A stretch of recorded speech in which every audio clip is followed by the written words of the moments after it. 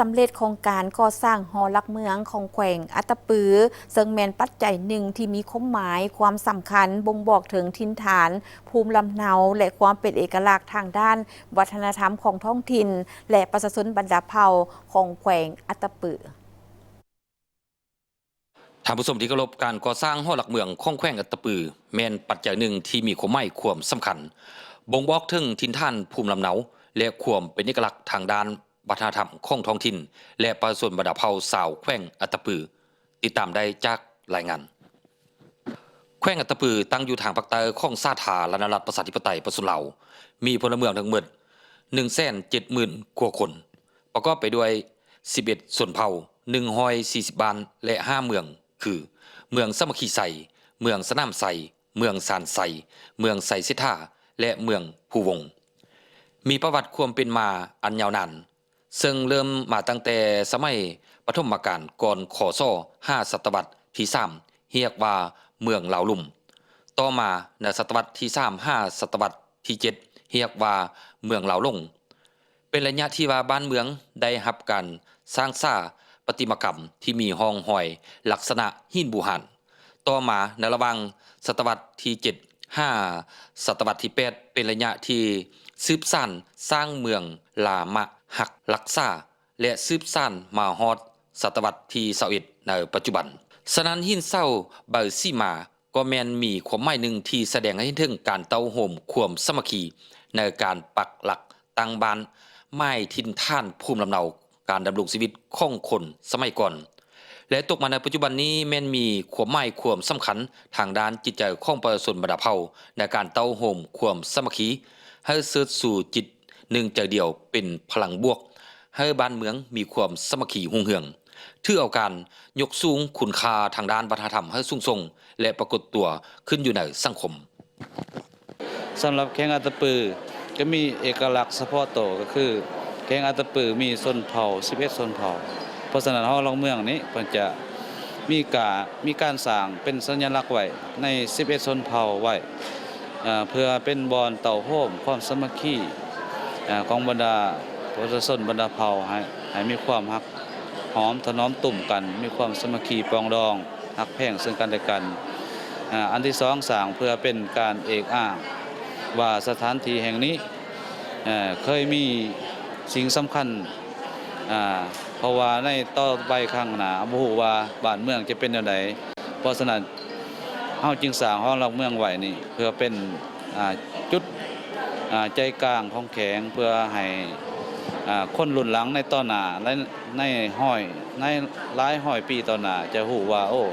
อัตตปือเนี่ยก็มีจุดสำคัญของเมืองของแขวงจุดยุทธศาสตร์เกี่ยวกับประวัติศาสตร์ของแขวงเพราะฉะนั้นก็ต้องจำเป็นต้องได้สร้างไว้เพื่อให้ลูกหลานในต่อไปได้ศึกษาหำเฮียนค้นคว้าว่าโอ้ในสมัยแต่พ่อแต่แม่ในอดีตแต่ก่อนการก็เคยมีบรรดาการนำผู้ปกครองต่างๆก็สร้างเป็นสัญลักษณ์ไว้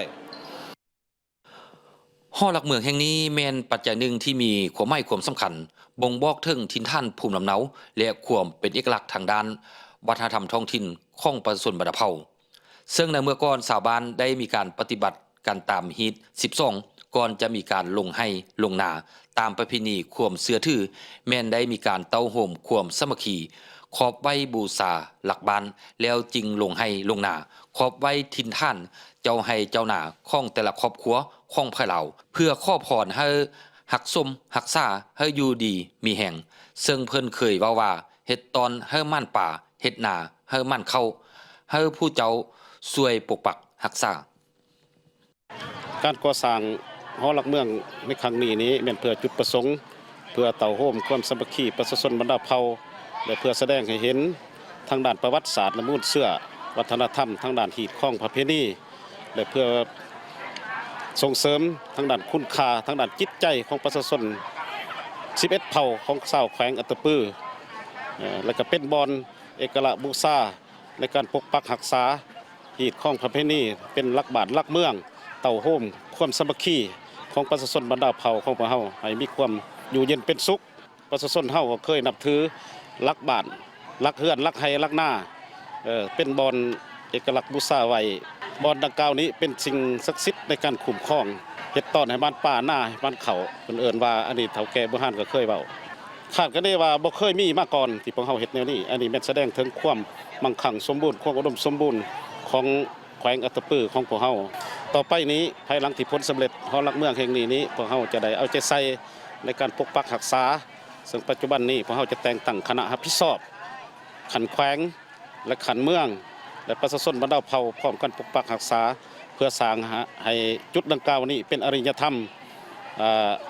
ทางด้านวัฒนธรรมและฮีตข้องเป็นหลักบ้านหลักเมืองสร้างเป็นแหล่งท่องเที่ยวให้แก่นั่นแขวงอัตตปือของพวกเฮาเพื่อให้แก่คนภายในและต่างประเทศเข้ามาท่องเที่ยวชม โครงการก่อสร้างหอหลักเมืองแห่งนี้มีมูลค่าของการก่อสร้างทั้งหมด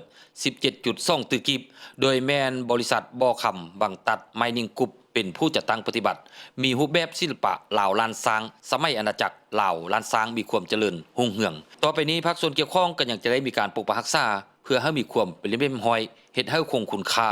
อยู่กับชาวแขวงอัตตปือตลอดกาลนานดังมาฮอดปัจจุบันนี้ถือว่าพวกเฮาได้เสร็จสิ้นในการพิธีดังกล่าวหันในญาต่อไปอิงใส่ทิศสีนำของการนำของแขวงโดยเฉพาะแม่นทานเจ้าแขวงหันในการปกปักรักษาได้คุ้มครองสถานที่ดังกล่าวหันจังซั่นในการปกปักรักษานี้พวกเฮาจะได้สร้างระเบียบในการคุ้มครองเนาะสร้าง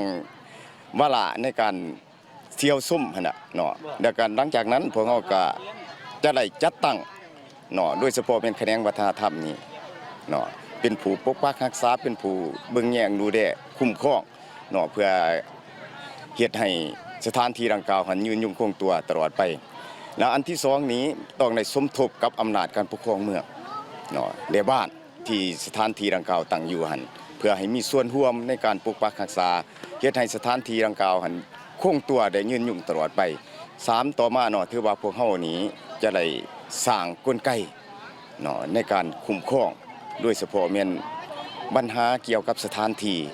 เนาะอัน2เกี่ยวกับการบริหารจัดการเนาะอัน3เกี่ยวกับสิ่งที่ระลึกที่แขกคนจะมาเที่ยวนี่พวกเฮาต้องมีสิ่งที่ระลึกเพื่อเฮ็ดให้แขกคนนี้จับอกจับใจที่มาท่องเที่ยวได้ก็อยากมาท่องเที่ยวอีกเจ้าหอหลักเมืองแห่งดังกล่าวนี้จะกลายเป็นสถานที่ที่สำคัญทางประวัติศาสตร์ที่แสดงให้เห็นถึงฮิตของประเพณีของคนลาวชาวพุทธที่มีมาตั้งแต่บูรณาการจนฮอดปัจจุบันด้วยการเต้าโฮมจิตใจความสามัคคีเป็นผึกแผ่นของประชาชนชาวแขวงอัตตปือ11เผ่าชนมาโฮมกันเป็นหนึ่งดวงใจอันประเสริฐมาไว้ที่นี่